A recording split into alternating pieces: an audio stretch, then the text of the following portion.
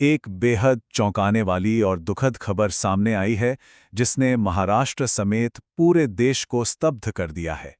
उप मुख्यमंत्री अजित पवार का बारामती के पास एक विमान दुर्घटना में निधन हो गया है।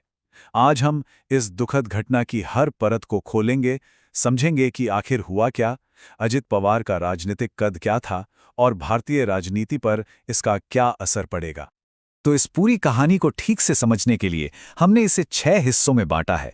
हम शुरुआत करेंगे त्रासदी की पूरी जानकारी से, फिर अजीत पवार के राजनीतिक कद को समझेंगे, दुर्घटना के आखिरी पलों पर नजर डालेंगे, चल रही जांच के बारे में जानेंगे और आखिर में इसके राजनीतिक नतीजों और इस दौर में सच और झूठ के बीच फर्क करने के महत्व पर बात करेंगे। चलिए, सबसे पहले बात करते हैं उन तथ्यों की जो इस दुखद घटना के बारे में अब तक सामने आए हैं, जिसने पूरे देश को हिलाकर रख दिया है। इस हादसे की जो मानवीय कीमत है वो बहुत भारी है। विमान में सवार सभी 5 लोगों की जान चली गई, इसमें कोई भी जीवित नहीं बच सका। तो जो कंफर्म डिटेल्स हैं वो कुछ इस तरह हैं। तारीख थी 28 जनवरी 2026। महाराष्ट्र के उपमुख्यमंत्री अजीत पवार को ले जा रहा एक प्राइवेट लियर जेट 45 विमान पुणे जिले में बारामती के पास क्रैश हो गया। दुख की बात यह है कि इस हादसे में उनके साथ उनके 2 स्टाफ मेंबर्स और 2 क्रू मेंबर्स की भी जान चली गई। इस घटना की गंभीरता को देखते हुए महाराष्ट्र सरकार ने 3 दिनों के राजकीय शोक का ऐलान किया है। ये उनके कद और इस नुकसान के गहरे असर को दिखाता है। अब इस हादसे का पूरा असर समझने के लिए ये जानना बहुत जरूरी है कि अजीत पवार आखिर थे कौन और उनका जाना भारतीय राजनीति के लिए इतना बड़ा नुकसान क्यों है। देखिए, अजीत पवार सिर्फ कोई नेता नहीं थे, वो महाराष्ट्र के उप मुख्यमंत्री थे। मतलब मुख्यमंत्री के बाद राज्य सरकार में दूसरे सबसे ताकतवर इंसान। इससे ही उनके राजनीतिक महत्व का अंदाजा लगाया जा सकता है। 66 साल के पवार राष्ट्रवादी कांग्रेस पार्टी के एक बहुत बड़े गुट को लीड कर रहे थे और पश्चिमी महाराष्ट्र की राजनीति में उनका जबरदस्त दबदबा था। इतना ही नहीं, वो राष्ट्रीय स्तर पर एनडीए के एक बहुत अहम सहयोगी थे, जो उन्हें राज्य और केंद्र दोनों की राजनीति में एक बेहद पावरफुल शख्सियत बनाता था।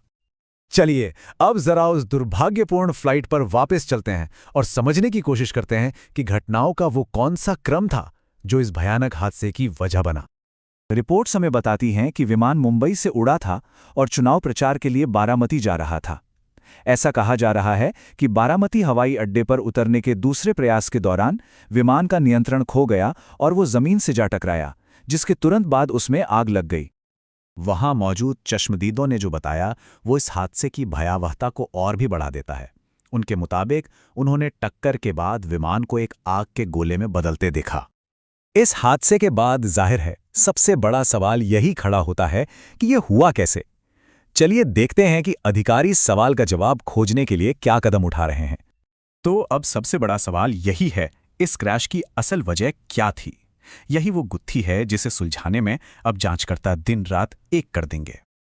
भारत की जो टॉप इन्वेस्टिगेटिंग एजेंसीज हैं, डीजीसीए और एएआईबी, वो दोनों मौके पर पहुंच चुकी हैं। अभी कुछ भी कहना जल्दबाजी होगी, पर शुरुआती तौर पर कम विजिबिलिटी, कोई टेक्निकल फॉल्ट या ऑपरेशनल प्रॉब्लम जैसी चीज़ों पर ध्यान दिया जा रहा है। एक बहुत ज़रूरी सवाल ये भी है कि क्या पायलट ने टक्कर से पहले कोई डिस्ट्रेस कॉल यानी मेडे कॉल की थी। अब इस हादसे के तत्काल असर से आगे बढ़ते हैं और इसके राजनीतिक परिणामों को देखते हैं।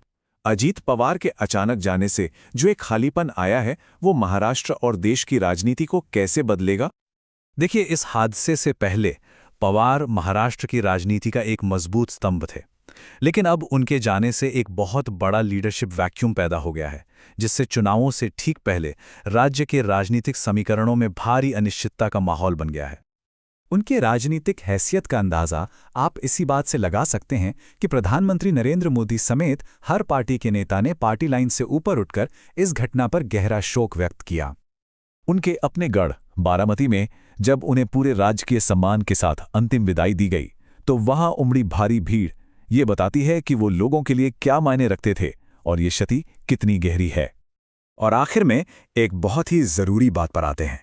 जब भी कोई ऐसी बड़ी ब्रेकिंग न्यूज आती है तो सूचनाओं की बाढ़ आ जाती है। ऐसे में सच और झूठ में फर्क करना बहुत जरूरी हो जाता है। तो सवाल ये है कि जब इतनी सारी खबरें और अफवाहें चल रही हों, तो इस पूरी कहानी को जिम्मेदारी के साथ कैसे फॉलो किया जाए। अधिकारियों ने साफ तौर पर कहा है कि किसी भी तरह की अफवाहों पर ध्यान ना दें, केवल ऑफिशियल न्यूज एजेंसीज और सरकारी बयानों पर भरोसा करें। और सबसे जरूरी, सोशल मीडिया पर चल रही बिना पुष्टि वाली जानकारी को आगे बिल्कुल ना बढ़ाएं। तो हम इस चर्चा को यहीं एक बड़े सवाल के साथ छोड़ते हैं। एक पूरा राज्य शोक में है, एक बड़ी पार्टी अपने सबसे कद्दावर नेता के बिना है। अब महाराष्ट्र की राजनीति का ऊंट किस करवट बैठेगा, इस सवाल का जवाब तो अब आने वाला वक्त ही देगा।